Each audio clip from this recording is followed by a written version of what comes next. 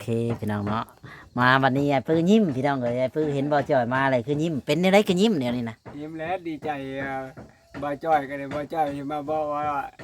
ได้แล้วว่าสิลงเก่าเคิงกันแล้วก็ดีใจว่าอ้าวบ่จ่อยถึกบ่จ่อยมาแจ้งข่าวร้ายนี่สิเห็นได้บัดนี้แล้วก็สิบ่เสียใจบ่เสียใจแล้ว เออไอ้ปื้อเห็นบ่จ่อยมาบ่ไอ้ปื้อดีใจว่าสิได้ลงไปเอาเครื่องยังไอ้ปื้อเอ้ยเลย เพราะว่ายังบ่ได้เงินเลย รอก่อนแต่บ่ฮู้ว่ามื้อใดเลย ใจเย็นเลย ใจร้อนอยู่บ่นี่นะ โอ้ฮ้อนแล้วอยากได้ดิ เอออดใจรอสักน้อยหนึ่งไอ้เพื่อยเดี๋ยวก็เป็นของเฮาสู้ๆ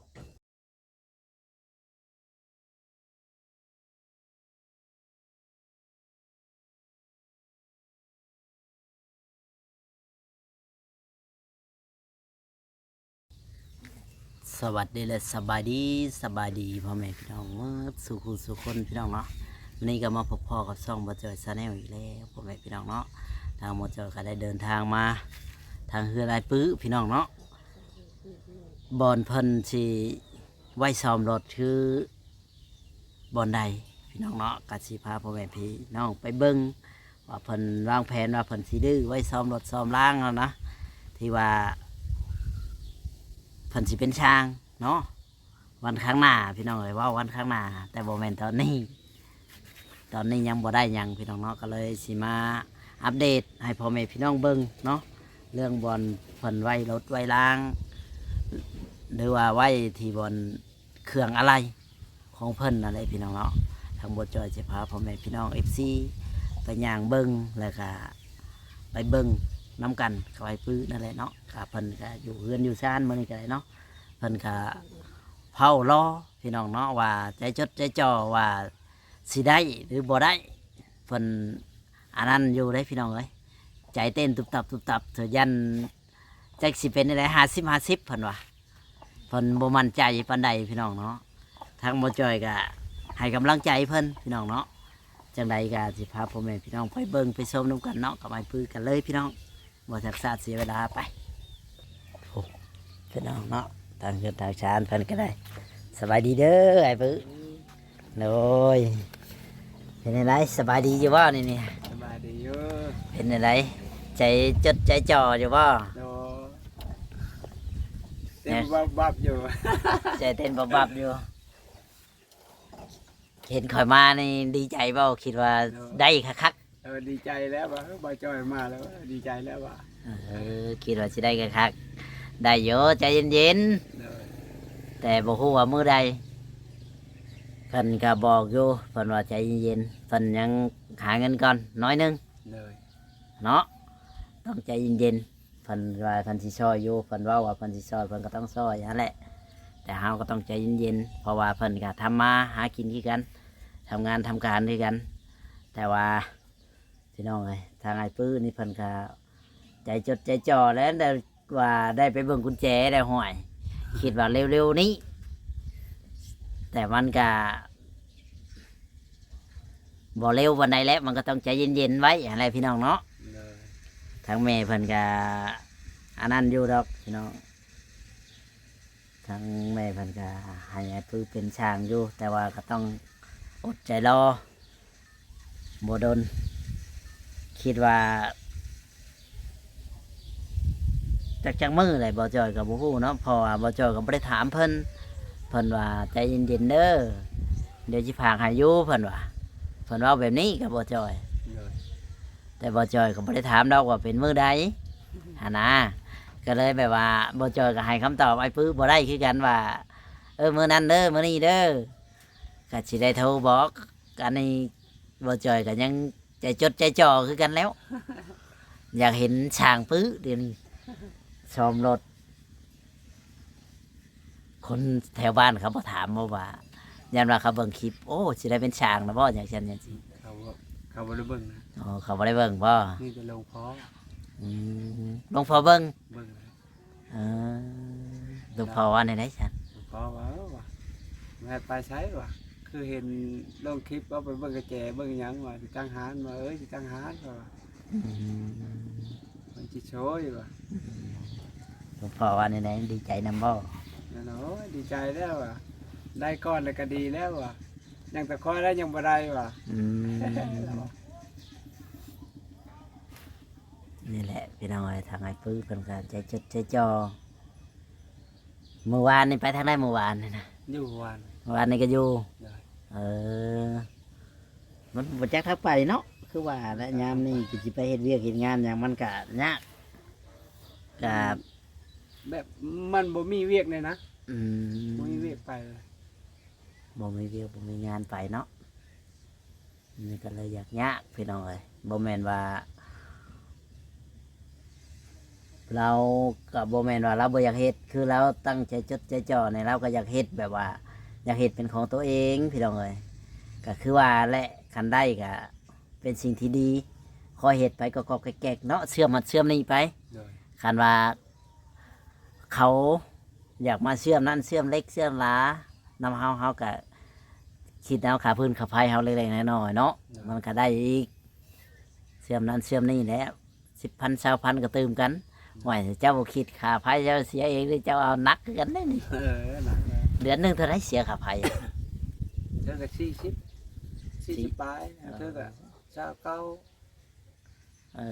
เธอ อ ก็50 มันแล้วแต่บางเดือนเนาะ โดย ขันเจ้าได้เห็ดวันนี้หวยมันบริวาบางเดือนนะมันแพงในขันว่าได้เสื่อมได้หัดได้นี่ทุกสิ่งทุกอย่างมันก็ต้องใช้อันนั้นเลยพี่น้องเนาะใช้พื้นใช้ไผ่เพราะว่าคันว่าเฮาเห็ดอย่างเฮาก็ต้องคิดให้มันรอบคอบแล้วมันสิเอาถือหมูมาเห็ดหมูมาเชื่อมดินเชื่อมหัวหวยก็เปลืองเฮาแล้วเฮาก็บ่ได้เฮาต้องคิดเงินน้ำเพิ่นเพราะว่าคันว่าเฮาได้มาแล้วนี่แหละพี่น้องไอ้ทางไอ้พื้นเพิ่นก็ อยู่แบบนี้แหละพี่น้องอยู่เรือนอยู่ซ่าน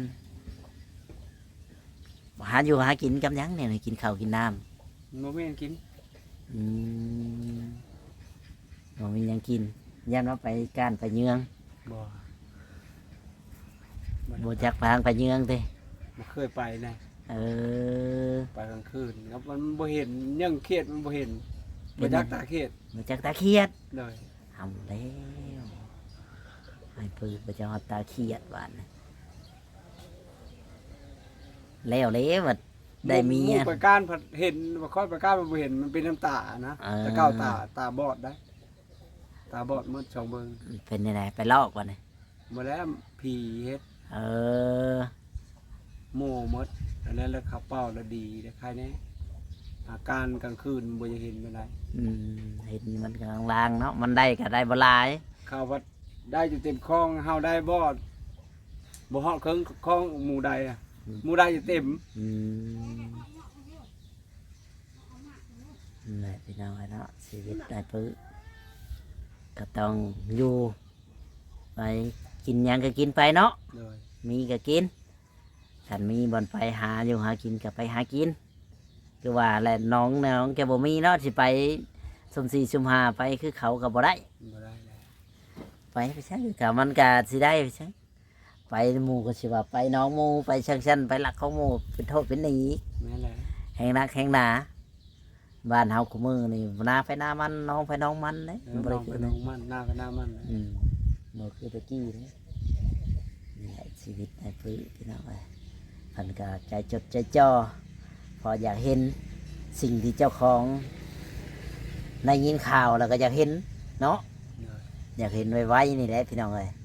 แต่ว่าก็ต้องใจเย็นๆเฮาก็รุ่นอยู่ อยากให้เพิ่นได้ไวๆสิมาซ้อมรถน้ำเพิ่นนี่นะนี่นะ โอ้ยเสียทีแต่มันไก่แต่มันบ่ไก่นี่เสียรถมาให้ซ้อมลองเบิ่งนี่ เออ ว่าสิผ่านเดี๋ยววันนี้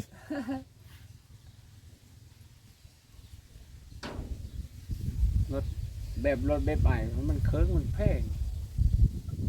นั่นแหละ ใส่อันนึงก็มันราคามันเท่าไหร่ล่ะแบบใหม่ แม่นั่นแหละคือว่าและเครื่องของทุกคู่มือเนี่ยมันกับแพงคือว่าเขาสิได้ซื้ออย่างเล็กอย่างน้อยแล้วคันว่าได้เงินก็ย่านว่าเบิ่งเงินก่อนเขาก็ว่าบ่ได้เนาะว่ามันสิได้อย่างแน่มันสิเห็นอย่างแน่เขาก็สิไปเว้าไปก่อนก็บ่ได้ว่าซื้อนั้นซื้อนี่เขาก็ว่าบ่ได้เพราะว่าทุกอย่างมันก็แพงเพราะว่า ตั้งห้านแต่ละเทื่อบ่แม่นสิว่ามันสิใช้งบประมาณเล็กๆน้อยๆมันบ่ได้เนาะเครื่องของเพราะว่าเฮาซื้อทุกอย่างเด้เฮาเริ่มต้นใหม่มันทุกอย่างมันบ่ได้สำว่านับหนึ่งใหม่อะนะนับแต่กุญแจมาจนแบบเครื่องอะไรรถน่ะมันแบบ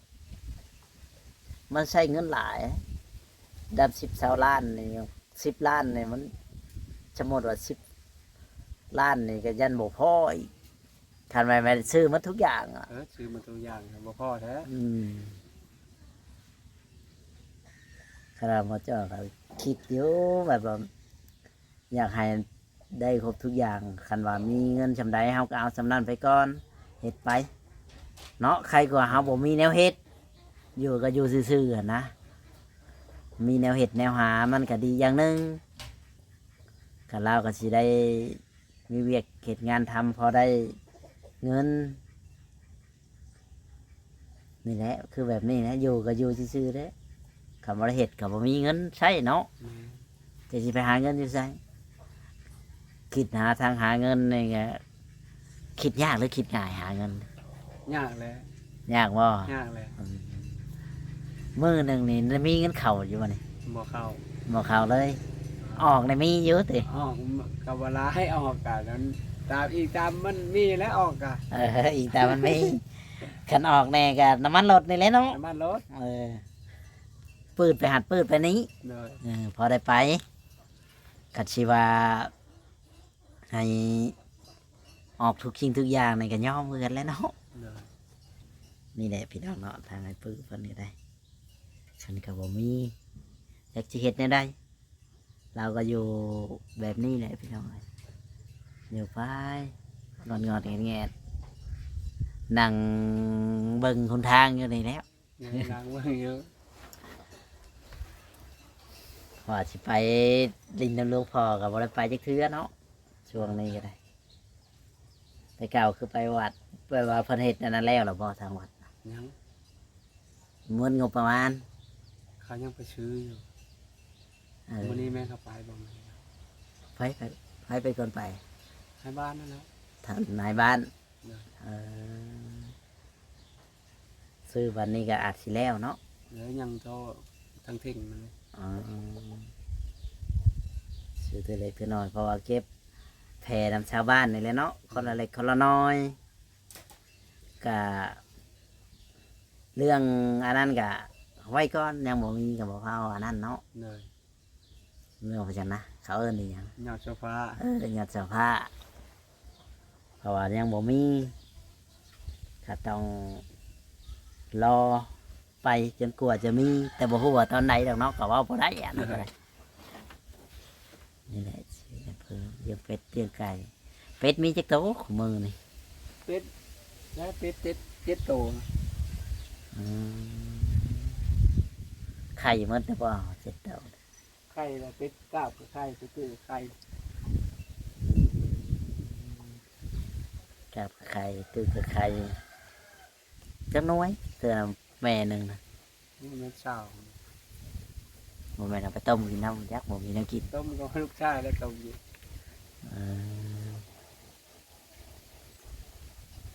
10 หน่วย20 หน่วยเลยเอาไปก็ดีแล้วได้ลูกมันหลายก็คือว่าแหละเฮาก็ขาดเลี้ยงไว้เฮาบ่ได้ไปใช้กะ แล้วบ่มีให้บ่มีไปขาย ขาย แก พอได้แก้ใครก็เฮาบ่มีหยังเลี้ยงได้ เลย เฮ็ดคือทานหมอเด้ได้ไก่ก็ขายไก่จนหมดยังบ่ได้ทันฮอดสิได้ บ่ได้ฮอดเดิน เอาไปจนหมด ว่าไว้ให้เลี้ยงเอาไว้แก้มันบ่ยอมอยากเอาไว้แก้ ขายไปแล้วไปซื้อหยังวะชีวิตท่านหมอขายไปแป๊บเดียวก็ว่าใช้เงินหมดแล้วคันว่าขายไปมีประโยชน์ว่าเจ้าของบ่สบายบ่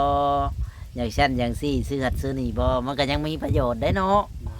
อันนี้ขายมาถามว่าไปซื้อหยังบ่ฮู้จักแนวเงินออกเงินเข้าก็จักสิเว้าแนวใดข่อยก็ได้บ่เป็นฮอดเว้านี่พี่น้องเนาะทางไอ้ปื้อเพิ่นก็อยู่บ่แง่ๆแล้วนี่ในเรือนในชานยามไปก็ไป มีทางไปเนาะยามบ่มีทางไปก็บ่ได้ไปคือว่าเพิ่นก็สมมุติว่าเพิ่นอยากเฮ็ดเวียกเฮ็ดทานเฮ็ดหยังนี่ก็ยากน้ำพื้นน้ำรั้วเนาะไอ้เพิ่น ยาก ยากครับบ่มี ยากนำอันตัดก็มีกับบ่มีอันตัดมันบ่มี อันตัดเอามีอันตัดจะสิไปเอาน้ำไผจ้ะ เล็กตัดตัดแตะเก่าก็มันเล็กตัดก็บ่มีแหละยาไม้ก็ยังบ่มี นั่นแหละ ถึงจะมีเหล็กตัด เจ้าบัดบ่มีไม้ เจ้าบัดบ่มีไห้บ่มีนาคือเขา มันก็ยากอีกนิดบ่แม่นว่าบ่อยากเฮ็ดเนาะ เลย อยากเฮ็ดอยู่เราก็ได้พี่น้องเอ้ยนี่แหละชีวิตของเราก็อยากเฮ็ดทุกอย่างอยู่ดอกแต่ว่ามันก็ยากคือว่าอะไรตัวนั้นก็บ่มีตัวนี้ก็บ่มี มีอย่างหนึงก็วิทย์อย่างหนึง เลย ถึกสมมุติว่ามีเล็กเลื่อยบ่มีไม้ บ่มีไม้ บัดมีไม้บัดบ่มีแนวเลื่อยบ่มีแนวเลื่อยก็ยังดีเด้ไม่มีไม้ตัวเองเนาะ เลย อันนี้ไม้ตัวเองก็บ่มี ไม้ตัวเองก็บ่มี เงินไปเอาของคนอื่นก็บ่ได้อีก บ่ได้แล้ว นี่แหละพี่น้องเอ้ยชีวิตในพื้นแล้วก็อยู่คนงอดอีกแง่อยู่ไปตามแล้วนั่นแหละคอยเฮ็ดไปเออ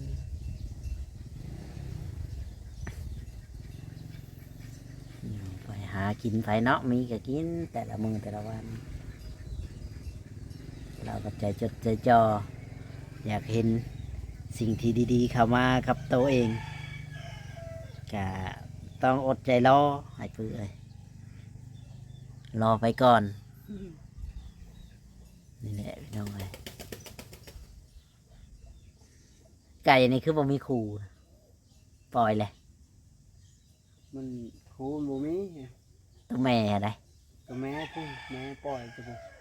เอามันมาไว้ทับกับตัวอื่นมาใช่ เลย มันได้ลูกกี่ตัวแล้วแม่ไก่ตัวนี้นะ ได้ใช้ไก่แม่หากามาหันได้ลูกสองตัวนะ ฉันคือได้หน่อยแท้ ไข่มันความชิบปลายหน่อยพอได้เอามาสองตัวตายหมด อืม เลยสองตัว เห็นได้ไก่มันยังควบบ่ได้ผูกไว้บ่หังมัน ทุกข์ละ มันคือควบมันจิกกินบ่ มาแล้วมันเกิดมาแล้วมันตาย เออมันสิรอดอยู่ว่าจะสองตัวก็ได้ เฮ้ยใหญ่ละสองตัว ไก่ไก่เขาหรือไก่เจ้าเอง ใกล้เขาเนี่ย อืมเจ้ามาเลี้ยงแบบนี้เจ้าพยานมาไก่เขาตายอย่างฉันนี่สิบเท่าก็ติ มาตาย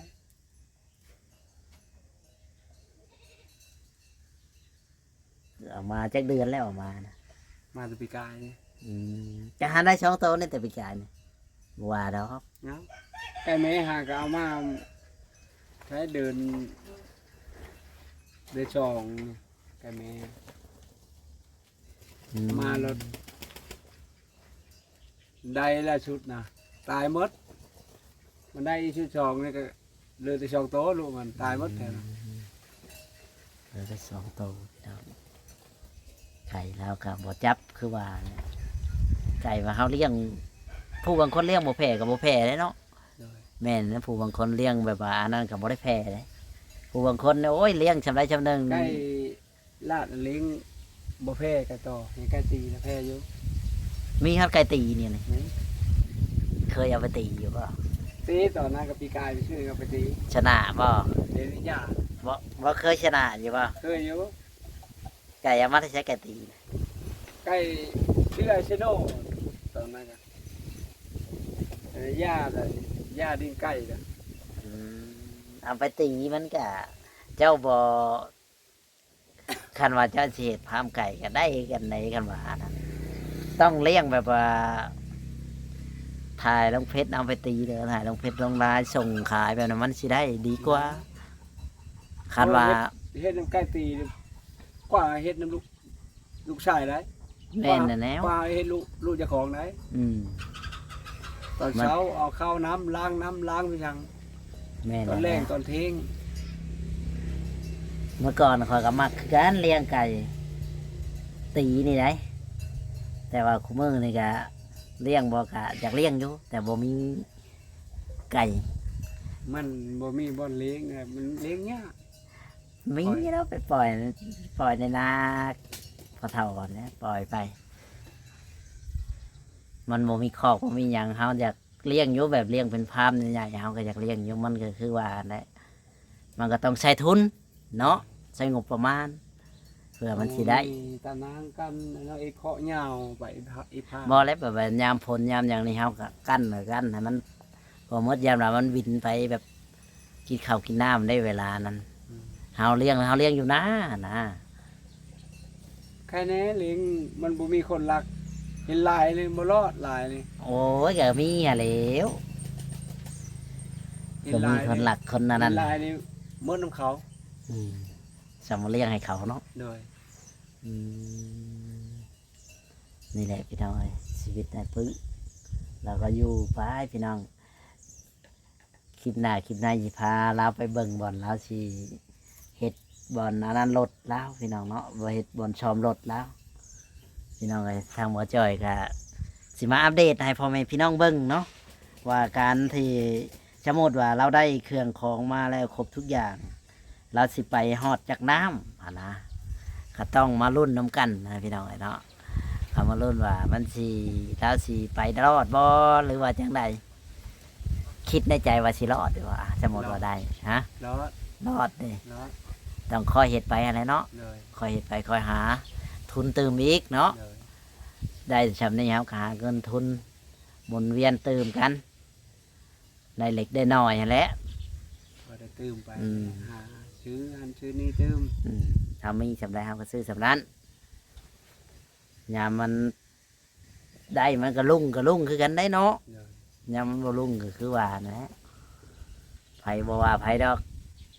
ถ้าเฮาเฮ็ดดี ลูกค้าก็หลาย หลาย อืมถ้าเฮาเฮ็ดบ่ดี ลูกค้าก็จักไปใช้เขาบ่ได้มาเด้ แล้วก็ไปบนอื่นแล้ว ลองเฮ็ดดีเฮ็ดแบบว่าเฮาเฮ็ดดีน็อตยังอยู่ครบหมดบางคนน็อตบ่ได้อยู่ครบเด้ นัดเรือเลย หันออกสองเหลืออันหนึ่งหัวจากมันอยู่ใส่ได้บาท หานอกองเมื่อเราไปประกอบข้าวบนเรือนอดนึงนอดนี่มาได้ใช้ละ แบบนั้นคือเขาก็ชอบน้ำเธอเดียวเท่านั้นแล้ว เธอหนาเขาบอกมาใกล้จักเธอเอาพี่น้องโอเค พี่น้องเอ้ยคลิปนี้ก็สิบมีอย่างไรขอจบคลิปไว้ก่อนพี่น้องพบพ่อกับคลิปต่อไปเด้อพ่อแม่พี่น้องไอทีมัดสู่หูสู่คนเนาะฝากเป็นกำลังใจให้แน่เนาะกลับมารอรุ่นน้ำกันนั่นแหละพี่น้องเนาะว่าเฮาสิได้